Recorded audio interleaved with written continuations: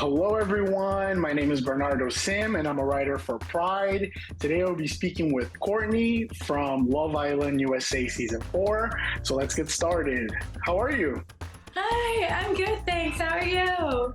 Pretty good. Thank you. Thank you. Well, first things first, my husband and I were actively rooting for you the entire season. You were our absolute favorite contestant in the villa. How would you describe your time on Love Island? Oh, thank you so much. It's really sweet. I would describe my time on Love Island as really unpredictable and very fast paced. Yeah, it was really fun too, obviously. I loved making all the connections. Like, even though I didn't make a love connection, like, I definitely fell in friendship love. So that was amazing. Absolutely. You pursued relationships with Felipe, with Bryce, and with Chad in the villa. While filming, did you feel really confident about any of those connections, or did you feel like something was always off with those three guys? Um, I was 100% vulnerable from the beginning, like no walls up, because that's just how I am. Like in real life too, I'm just always just like, this is me. So yeah, in the beginning of all the relationships, I was really confident because the way I am with other people is I'm like up here with trust, and like with time it goes down or it stays here, goes higher, whatever. But yeah, like I'm not the other way around. Like I know a lot of people are like, you have to earn my trust. I'm like, it's already here. Now give me a reason to keep it here. You know what I mean? Yeah, yeah. Yeah. Yeah, I totally get that. It was particularly difficult to understand what was going on between you and Chad towards the end of your time in the villa. At the same time that you guys were having conversations about pursuing other people, it felt like you kept coming back to each other and not wanting to like officially end things. What was your assessment about what was going on between you guys towards the end? Well, I had given Chad a lot of time to explore other girls, and I just like kind of sat back because I already knew what I wanted. And I just wanted to be on the same page at the end. I knew the show was ending and I just wanted to finally have a home with someone. But he just wanted to continue like playing around with like other girls and stuff, and that just wasn't my style. And I know we're there to like explore different connections. That's why with like Kat and Casa more and like with Phoebe when we got back, I was so open. I was like, yeah, have your experience, do your thing, but I want an answer at the end of the day after I give you this time to make up your mind. And if you still don't have an answer, then you just clearly don't know what you have in front of you. Or maybe if you click with someone else, then like go do that. But like don't string me along and like keep me like hanging on by a thread and like tell me you're gonna like you're for me, but like you're really like for other girls mostly. It's like, don't play with me, sir. Like the fuck. Yeah. But yeah, I feel like maybe outside of the show he's like really cool. I don't know, but like in the show I felt like he did like kind of play with me a lot. But I am still really thankful for like the short connection that we had. Yeah. If Chad had been on the same page as you, were you that confident in that relationship that like you would have stuck by him till the end? Yeah, I was really confident that I was going to stick by him till the end. I actually told him that like I wasn't really interested in like getting to know other people like fully. So yeah, it was just like really up to him at that point. And yeah, then he like the girls got back from the hike and he like told Mackenzie, who I love by the way, she's dope as fuck, that he was open to like getting to know her. And I was just like, well, if you're gonna keep on like doing this with me, like, you know, then It's I just hard. don't do this anymore pretty much.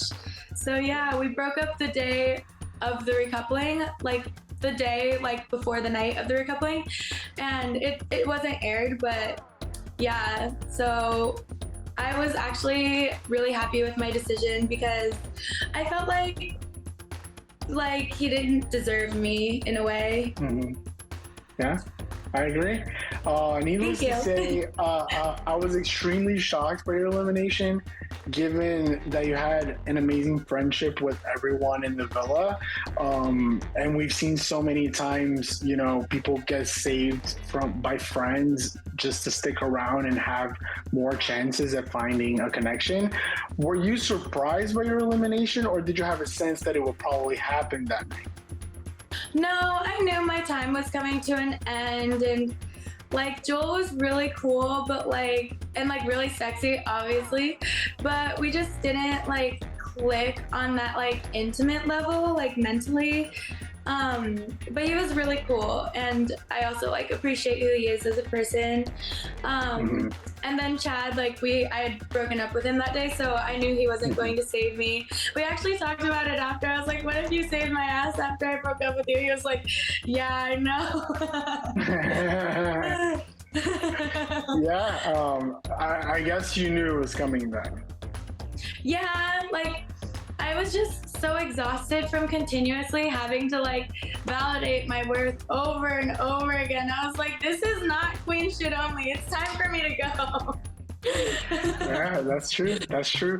So, one of the fun facts that the show released about you in your introduction to the press, and the reason why we're interviewing you, was that you have been in relationships with both men and women in the past. To my knowledge, that had never been publicized in your intro package on Love Island, even in the UK, ever. This was like the first time that a Love Island contestant was like actively described as like bisexual going into the show.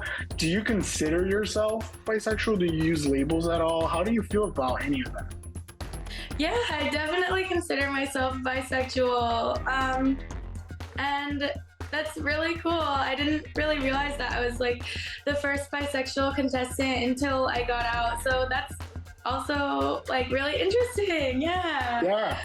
We've had to just to clarify, we've had girls come out as bisexual during the show, but it was the first time that like before the show premiered, that was already clear about you. So that was the first time that you were described as bisexual before the show even began. It usually happened that someone was already in the villa and they came out. So that was pretty historic. Thank you. I also think there's a difference between like actually being interested in girls and finding them attractive, because obviously girls are sexy as fuck. I feel like every woman is bisexual, you know what I mean? Like girls are hot, like of course. Like I feel like a lot of girls are like bisexual, but like to actually like be down to like date a woman and like share your life on a romantic level with a woman is different than like wanting to make out and like wanting to hook up once or try it, you know what I mean? Yeah. So would you be interested in having a relationship with a woman if that happened? Of course I would. I love women. And my relationships with my ex-girlfriends were actually like some of like the deepest and like just most amazing connections I've ever had in my life. Like we're still really close friends. Yeah. Well, we are an LGBTQ publication, so can you talk about your journey figuring out your sexual orientation over the years? How did you experience that, and how did you come to the conclusion that yes, I'm bisexual and open about it? Yeah, so in high school, I was going to private Catholic school from preschool until 8th grade, and I wanted to go to a public high school to experience life more because I felt really sheltered. And my first best friend I made in the high school was bisexual, and like we were having a sleepover at her house and she like tried to hook up with me and I was like, whoa, like I wasn't even thinking about this. And then I was just like really awkward, like, and I was like, I don't know what to do. And then like through time, I developed feelings from her, but like didn't really realize what was happening. And I like fell in love with her. And then I realized I was bisexual through like that, and we would hold hands in the hallways, and like people would be like lesbians, and we'd be like, fuck yeah, we are. Like it was really fun. It was a fun like first like bisexual like romantic experience, and I love her so much. Yeah, absolutely. The fact that you are bisexual wasn't specifically highlighted on the show, at least not from what we saw in the episodes. Were all the other Islanders aware that you were bi, or was this something you only shared with a few of them? How did that go in your interactions in the villa? Yeah, the other Islanders were aware that I was bi, because I told like everyone when we were talking about like our past relationships and stuff that I had two ex-girlfriends. So yeah, and everyone who like pursued me was like, so the guys and girls that come in here typically have like, what is it, 7 or 8 options, but I had 14. So Yeah. yeah, I got asked about that a lot. And I was like, yeah, it's really hard in here, honestly. Felipe and Bryce have also been eliminated. They were eliminated before you. Have you talked to both of them, either of them, since leaving the villa? Yeah, I've talked to Bryce since I left the villa. Yeah, he's really sweet. Felipe hasn't reached out, but like, obviously no hard feelings or anything. He's still a dope person. Right. Have you been in touch with any of your other co-stars who had already been eliminated before you? Yeah, Serenity actually FaceTimed me when she was with Tyler, like when he landed. Like I got a like FaceTime from her and I was like, oh shit, okay. I wasn't expecting him to be with her. So I was like, that's dope as fuck. And then Maddie and I have been texting a lot. And then Andy and I just like a little bit over Instagram, and like some of the Casa girls like Bella and Shantae and I have been like texting a little bit. They're so cute. Yeah, that's awesome. Do you feel ready to watch yourself back on the show and see how your experience played out? Or are you tentative about watching the season back? Oh, I've already like watched all the way up to my episode. Oh, that's awesome. Yeah, at first I was like really nervous about watching it, but I actually liked it a lot. Yeah, I've just heard from so many other Islanders, like, there are Islanders to this day that they say, I haven't seen my season at all. So I was wondering how your experience was. Yeah, I mean, I was having a lot of fun through my experience, and I feel like I had a different journey than most people. Yeah. So I don't know, I just felt like maybe I should just watch it, you know? Yeah, that's awesome. That's great. Of course, this is just predictions, but who are you rooting for to win this season? I really think my baby girls, Zita and Timmy, are gonna win.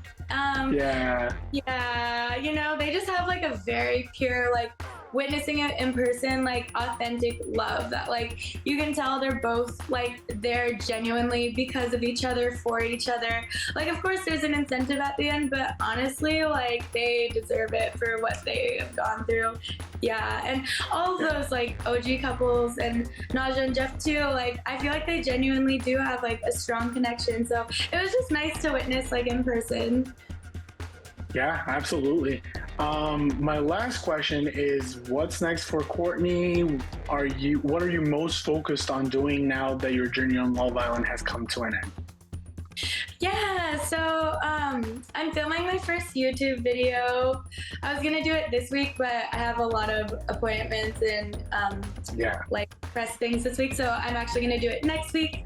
And yeah, hopefully I'll launch that like next week as well. So I'm really excited because I have like a lot of segments that I want to do, and I'm getting a lot of requests for videos also. So I'm really excited to launch it.